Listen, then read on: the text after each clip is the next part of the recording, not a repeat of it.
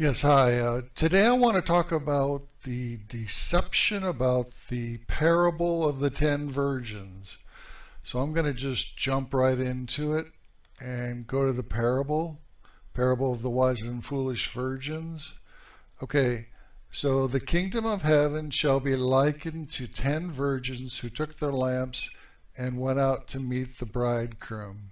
Okay, here's the deception. Who's the bridegroom? It's assumed to be Jesus, commonly assumed to be Jesus.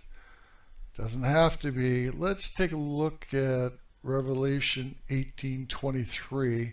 Now, the light of a lamp shall not shine in you anymore, and the voice of bridegroom and bride shall not be heard in you anymore. So now this is about the destruction of the mystery Babylon, but here the bridegroom is just a regular person. So the implication is this doesn't have to be Jesus. And let's continue. Now 5 of them were wise and 5 were foolish. Those who were foolish took their lamps and took no oil with them. But the wise took oil in their vessels with their lamps. But while the bridegroom was delayed, they all slumbered and slept. Okay, and at midnight a cry was heard, "Behold, the bridegroom is coming." Okay, now we assume it's Jesus, but it doesn't have to be. The bridegroom is coming, go out to meet him. Then all those virgins arose and trimmed their lamps. And the foolish said to the wise, "Give us some of your oil, for our lamps are going out." But the wise answered, saying, "No, lest there not be enough for us and you, but go to those who sell and buy for yourselves."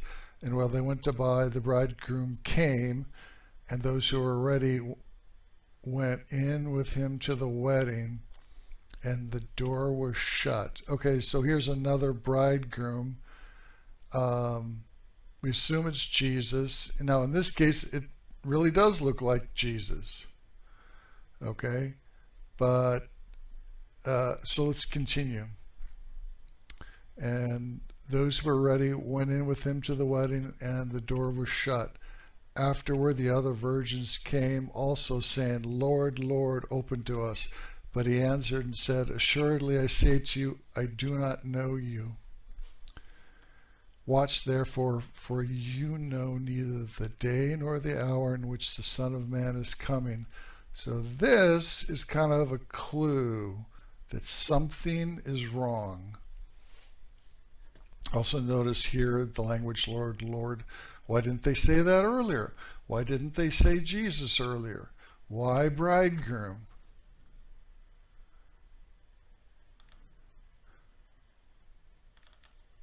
Okay, so what's going on? So let's just look at this conceptually. So Jesus is coming. Jesus is coming.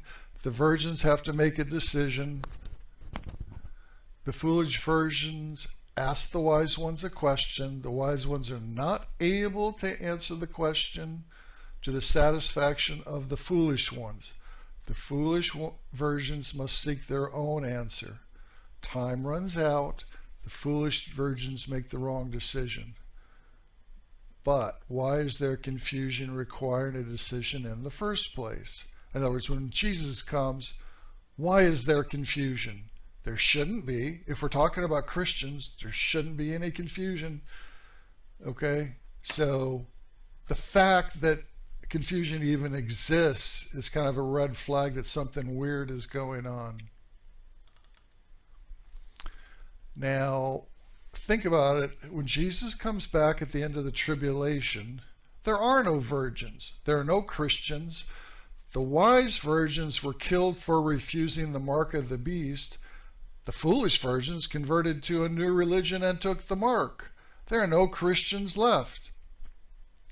So now, granted, there might be a small number hiding out in mountains and forests. These would be part of the wise virgins that ended up not getting killed. But really, there are no virgins. So what's going on?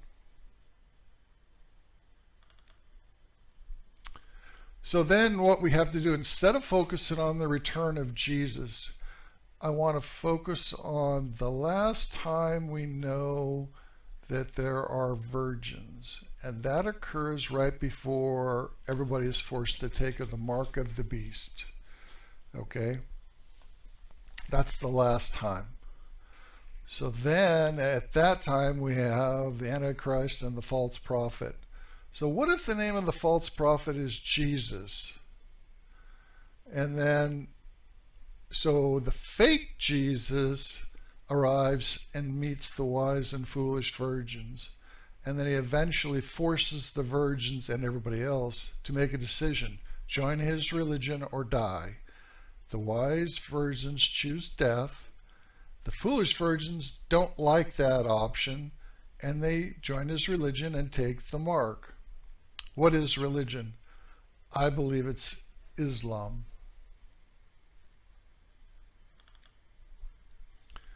So beware of false prophets. You notice how the Bible kind of harps on that. So when the Bible's harping on something, you need to stop and pay attention. So the name of the false prophet is Jesus. Revelation 13:11. And I beheld another beast coming up out of the earth, and he had two horns like a lamb, and he spoke as a dragon. Matthew 24. So now, Matthew 24, you need to really pay attention. And if any man shall say unto you, Lo, here's Christ, or there, believe it not. And there shall arise false Christs and false prophets, and shall so show great signs and wonders, inasmuch that, if it were possible, they shall deceive the very elect. So in other words, the deception is so convincing that even the very elect become vulnerable. So the best way to do that would be to say that you're Jesus for the false prophet. Okay, and then he's showing great signs and wonders. Well, that's Jesus. And so now a lot of people are confused. Well, what should I do? Now, what does Islam say about Jesus? Okay, so Muslims are in fact expecting in the last days two primary Messiah figures, the Mahdi and Jesus. This is in Islamic prophecy. Okay, the Christians know the Mahdi as the Antichrist. Islamic Jesus tells the people he never died on the cross, he never claimed to be the Son of God. Islam is the only true religion. Everyone should convert to Islam, and then this Jesus will break the cross. So this is the Islamic Jesus, otherwise known as the false prophet. So why Islam? Well, it's one of the three Abrahamic religions, Judaism, Christianity, and Islam. So, but here's a question. Why would God ever run Islam in parallel with Christianity? Now, just think about it for a minute. Doesn't make any sense. If there's a problem with Christianity, God would probably just wipe out the countries that are using Christianity and start over with Islam. It makes absolutely no sense to run Islam in parallel with Christianity, unless you want to compare the religion of God, Christianity, to the religion of angels, Islam. And when I say angels, I mean demons. So basically, running Islam in parallel with Christianity it's a comparison test between the two. Which ones can benefit society the most? And then you let it run. Obviously, Christianity won that race, but today, many people believe that Islam is no better or worse than Christianity, and many people believe that Allah is the same God as the Christian God. So you can see there's already a lot of confusion with people and with Christians between Islam and Christianity. And then in order to join Islam, I'm saying that you have to take the mark of the beast, which is 666, but there's confusion.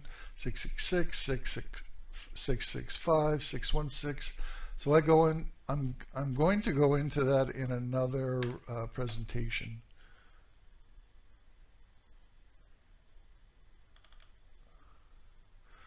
So overall what happens is the Islamic Jesus is very convincing and fooling most people. Decision time is coming. Should I join Islam and take the mark? Let me ask wise Christians. They tell me to accept death and not to join Islam. I don't like the answer. I'll research it myself. And then they run out of time and they're forced to join Islam. So the foolish virgins join Islam in order to avoid death. They also accept the mark. And so effectively they join Team Satan, which is why Jesus is pretty upset with them, as he should be. They should know better. Okay, so how do you not get fooled? Well, don't join any other religion.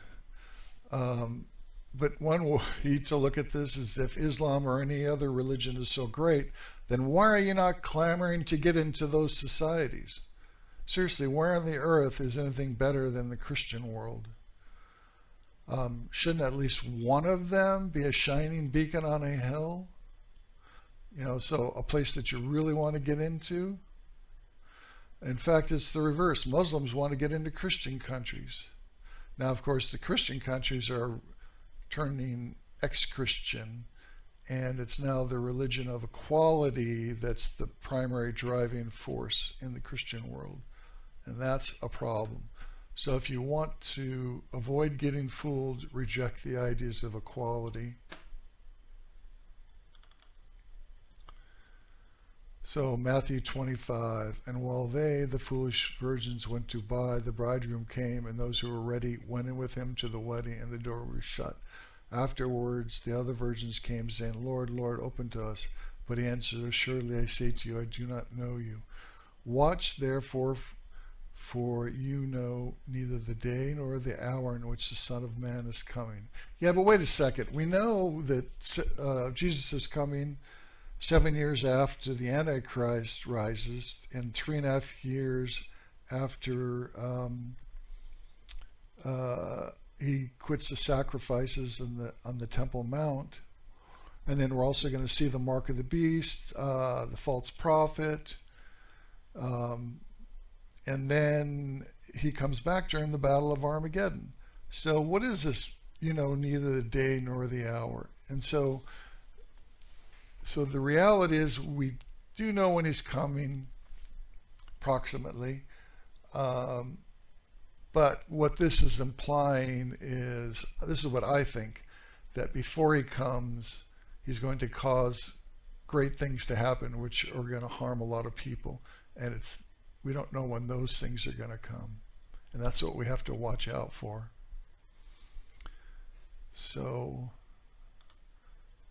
and the last one, so as I was just saying, I view this as such a huge problem. This, watch therefore, for you know neither the day nor the hour. I'm going to do a separate presentation just on this, just to talk about the implications of this, given that if you sit down and you think about it, we kind of do know when Jesus is coming back. At least